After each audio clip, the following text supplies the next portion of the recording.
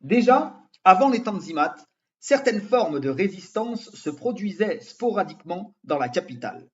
Ainsi, en 1837, un derviche fanatique connu comme le cheikh chevelu interpelle le sultan Mahmoud II sur le pont de Galata pour le traiter de sultan infidèle. Il est exécuté, mais aussitôt érigé en martyr par la population. Mais l'existence d'une opinion publique devient plus tangible, surtout avec la crise de Crimée. Alors que la Sublime Porte hésite à entrer en guerre, des affiches vibrant d'indignation sont placardées sur les murs d'Istanbul. Ô glorieux Padishah, tous vos sujets sont prêts à sacrifier leur vie, leurs propriétés et leurs enfants pour votre majesté.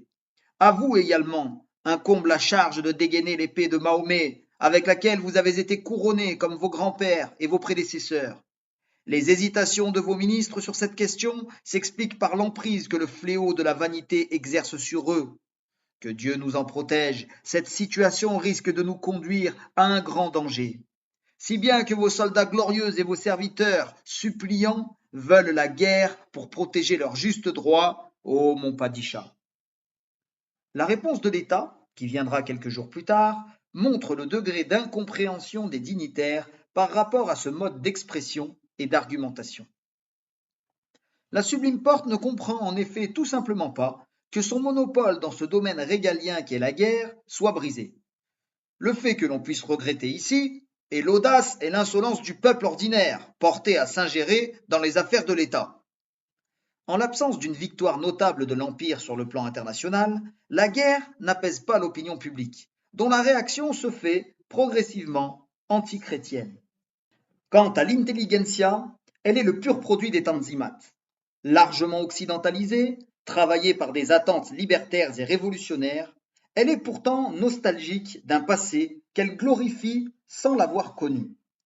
Commis d'État ou lettré, souvent les deux en même temps, ses membres sont au cœur du pouvoir et lui sont cependant farouchement opposés. Cette intelligentsia, qui va puissamment renouveler la littérature mais aussi la pensée politique ottomane, est déchirée entre une double source d'inspiration, universelle et particulière, occidentale et islamique. Tout en fixant l'Occident comme source et horizon, l'intelligentsia cultive l'imaginaire d'un islam pur, celui d'avant la décadence, ainsi que d'une communauté musulmane, contemporaine cette fois-ci, victime de ses propres gouvernements qui la méprisent, de l'Europe et des chrétiens de l'Empire. Ziya Pacha écrit le 5 octobre 1866. Le millet musulman a jusqu'à présent fait montre de patience, mais si la situation devenait intolérable au point de bafouer l'honneur et le dévouement à l'islam, il se sentira dos au mur.